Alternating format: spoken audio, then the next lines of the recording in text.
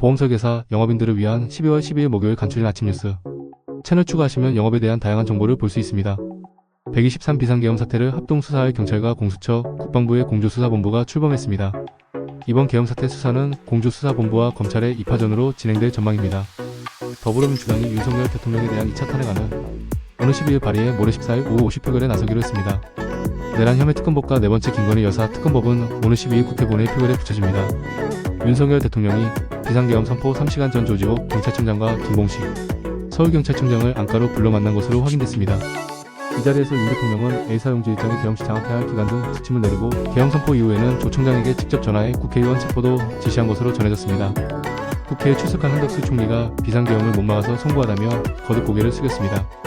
당시 국무회의에 대한 증언도 이어졌는데 불과 5분 정도 진행된 회의를 두고 한 장관은 국무회의라고 보기 어려웠다고 말했습니다.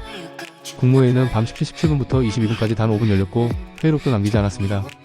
이번 비상계엄이 일찍부터 준비된 걸로 추정되는 정황이 추가로 발견됐습니다. 지난 9월 국군 방첩사령부가 서울 관악산 벙커의 일부 시설을 공사했던 걸로 확인됐습니다. 수도방위 사령부가 관리하는 벙커를 이례적으로 방첩사가 주도해 공사한 것으로 공사는 김용현 전 국방장관의 취임 직후부터 시작됐습니다. 윤석열 대통령은 조기 퇴진 의사가 없는 것으로 전해졌습니다. 탄핵 심판부터 받아보겠다는 기류도 감지되는데요. 내란죄 수사가 속도를 내는 상황에서도 일단 버텨보자는 의도로 보입니다. 윤 대통령은 계엄 당시 내부 회의에 불참하며 사의를 표한 류혁 법무부 감찰관의 사표를 수리하며 인사권도 놓지 않고 있습니다. 이런 분위기는 윤 대통령을 지지한다는 일부 극성 지층의 최근 움직임과 무관하지 않습니다. 국민의힘은 대통령을 설득하는 시간이라고 주장해왔는데요. 국민의힘 전국안정화 전담팀은 윤 대통령이 내년 2월 또는 3월에 물러나는 게 탄핵보다 빠르고 불확실성도 최소화할 방안이라고 주장했습니다. 하지만 정작 대통령은 조기 퇴진 의사가 없고 친한계와 친윤계 의견도 엇갈리면서 이른바 질서 있는 퇴진론을 허공했던 신세가 됐습니다. 비상계엄 사태에 대한 국민적 분노가 커지고 있는 가운데 윤 대통령 탄핵 소추안 표결에 불참한 국민의힘 의원들에 대한 항의가 잇따르고 있습니다.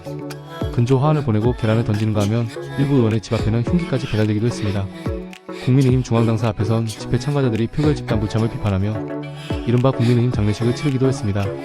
윤석열 대통령이 비상계엄을 선언한 배경으로 극우 유튜브 채널에 경도됐기 때문이라는 주장이 나오고 있는데요. 신의 한수, 이봉규TV, 진성호 방송 등 주요 극우 보수 유튜브 채널은 구독자가 100만 명을 넘습니다. 전문가들은 극단적인 유튜버들이 막대한 수익을 낼 수 있게 되자 선명성 경쟁을 벌이며 점점 더 극단적인 주장을 하고 있다고 지적했습니다. 경찰이 대통령실을 압수수색하고 김용현 전 국방부 장관이 자살을 시도하는 등 상황이 급박하게 돌아가면서 외신도 긴급 속보를 잇따라 타전하고 있습니다. 일부 외신은 이번 계엄 사태에 한국인들이 붕괴하고 있다며 윤석열 대통령 체포도 가능할 것이라고 내다봤습니다. 123 비상계엄 사태를 수사 중인 경찰이 어제 대통령실 압수수색에 나섰죠. 하지만 경호처가 진입을 허락하지 않아 대통령을 겨냥한 첩강제 수사는 사실상 빈손으로 끝났습니다. 압수수색 영장에는 윤석열 대통령이 피의자로 적시된 것으로 확인됐습니다. 대법원은 업무방해 혐의 등으로 기소된 조국 혁신당 대표의 상고심 선고 공판을 오늘 오전 11시 45분 진행합니다. 앞서 12심은 조 대표가 자녀 입시를 위해 허위, 인턴십 확인서 등을 제출해 대학의 입학 업무를 방해했다고 판단했습니다. 만약 대법원이 조 대표의 상고를 기각하게 되면 조 대표는 유죄가 확정되고 의원직을 잃게 됩니다. 시리아 과도 정부가 해외 난민들에게 시리아로 돌아와 함께 국가 재건에 나설 것을 호소했습니다. 반군이 독재자 아라사드를 축출한 이후에도 일부 지역에서 교전이 벌어지고 부호품이 탈취되는 등 안보 불안이 이어지고 있습니다. 미국은 시리아와 가자, 지구 등 중동 상황을 논의하기 위해 국무장관과 백악관, 국가안보보좌관을 현지 시각 오늘부터 중동에 동시 파견합니다. 미국 기술주 중심의 나스닥 지수가 사상 처음으로 2만 선을 돌파하며 장을 마쳤습니다. 1971년 지수 출범 이후 처음입니다. 금리 인하와 기술 산업 규제 완화에 대한 기대감이 지수 상승을 견인한 걸로 분석됩니다. 물가가 크게 튀어오르지 않으면서 시장은 연준이 올해 안에 기준 금리를 추가로 인하할 걸로 예상합니다. 지난해 10월 방송인 박수홍 씨가 느닷없는 동거설에 휘말린 바 있죠. 허위 사실을 유포한 자로 박수홍 형의 아내인 형수가 지목됐는데요. 법원이 형수에게 벌금형을 선고했습니다. 허위 인터넷 기사 댓글 작성 등으로 더 많이 전파되도록 한 재질이 불량하다며 이 씨에게 벌금 1,200만 원을 선고했습니다. 영화 수익금 일부를 소방관에 기부하는 챌린지로 관객에게 좋은 반응을 얻고 있는 영화죠.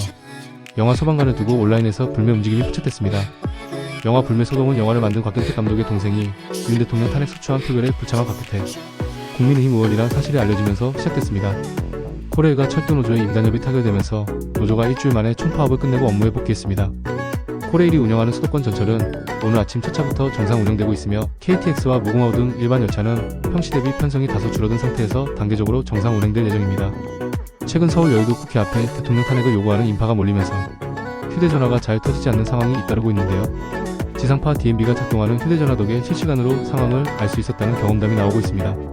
지상파 DMB는 이동통신망이 아닌 전파를 안테나로 수신해 방송을 시청하는 기능인데요. 최신 휴대전화에는 없고 2020년 이전에 출시된 안드로이드 스마트폰에 주로 탑재되어 있습니다. 양대 국적항공사인 대한항공과 아시아나항공의 통합이 마침내 완료됐습니다. 대한항공은 자회사인 아시아나항공을 앞으로 2년 동안 독립적으로 운영하면서 마일리지와 브랜드 통합 등을 진행할 계획입니다. 진에어, 에어 부산에어 서울 등 양사 산하 저비용항공사의 통합 작업도 순차적으로 진행될 예정입니다. 한류 열풍과 함께 해외에서 한식의 인기가 뜨거운데요. 미국 내 한식당 가운데 처음으로 세계적 미식평가 미슐랭 가이드 최고 등급인 3스타에 입성한 곳이 나왔습니다. 지난 2011년 뉴욕의 문을 연 정식당이 올해 개업 13년 만에 그 위협을 달성한 건데요. 지난 2013년 2스타를 받은 이후 계속 유지해 오다가 이번에 3스타를 받았습니다. 미국 전체에서도 14곳밖에 없습니다. 한국 최초로 노벨문학상을 받은 한강 작가가 수상 다음날 소설을 스웨덴어로 옮긴 번역가들과 만났습니다. 국내 언론들과 만나서도 자신의 작품을 세계 독자들에게 전해준 번역가들에게 감사한다는 뜻을 특별히 전했는데요. 한국문학번역원에 따르면 한강 작가의 작품들은 한국문학번역원의 지원으로 28개 언어로 번역됐고 세계 76종의 책으로 출간됐습니다. 협박 전화로 시작된 한 부부의 로맨스를 담은 MBC 금토 드라마 지금 거신 전환원의 인기가 심상치 않습니다. 지금 거신 전환원은 지난주 넷플릭스에서 660만 시청수를 기록해 TV 비영어권 부문 2위를 차지했습니다. 드라마가 인기를 끌자 카카오페이지에서 원작 웹소설의 매출은 드라마 방영 2주 전 대비 15배 증가했고 드라마 방영에 맞춰 공개된 동명 웹툰 매출도 7배나 늘었습니다. 가수 박진영이 연말을 앞두고 취약계층 소아청소년 치료비를 위해 10억 원을 기부했습니다. 기부한 돈은 연세의료원, 강릉아산병원 등 국내 병원 5곳에 전달돼 고액의 수술비, 치료비로 어려움을 겪는 소아청소년을 위해 쓸 예정입니다.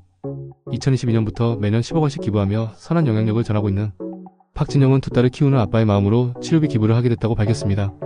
오늘 아침은 대부분 지역이 영하권을 보이며 출발하겠고 낮에는 평년을 웃도는 기온이 이어지겠습니다.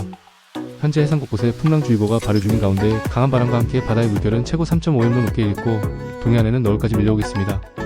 내일은 강원도를 제외한 전국에 눈과 비 소식이 들어있으며 주말에는 날이 더욱 추워지겠습니다.